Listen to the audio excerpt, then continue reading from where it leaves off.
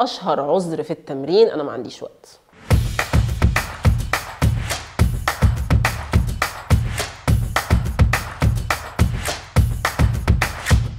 ما عنديش وقت دي بتيجي من ان احنا عندنا المايند سيت، الفكره بتاعه الاول اور نون. انا يا اما هبقى اثليت، يا اما هبقى رياضي وهروح الجيم وهتمرن 6 مرات في الاسبوع وهلعب سباحه كل يوم وهلعب يوجا كل يوم، يا اما مش هعمل حاجه خالص. الفكره دي غلط. لو احنا بنعمل ريزيستنس تريننج، تمارين مقاومه، وكمان عملناها بطريقه الانترفال تريننج اللي هي اكتر طريقه مثبت انها بتحرق دهون من غير ما تنزلنا عضلات، ميزتها كمان الانترفال تريننج ايه؟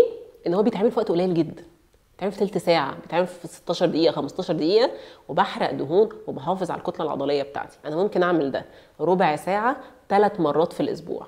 مفيش حد ما عندوش ربع ساعه 3 مرات في الاسبوع. لو ربع ساعه دي بقى فيها ان انا هقوم البس وانزل الجيم وارجع من الجيم، هتبقى فيها ساعه ساعه ونص، مش مضطر اعمل كده خالص. الانترفال تريننج بيتعمل يا اما بوزن جسمي يا اما باستك، فانا ممكن اعمله في البيت. ما عنديش وقت بتتلغي تماما لما ندخل الانترفال تريننج في المعادله، عشان ما فيش حد ما عندوش ربع ساعه.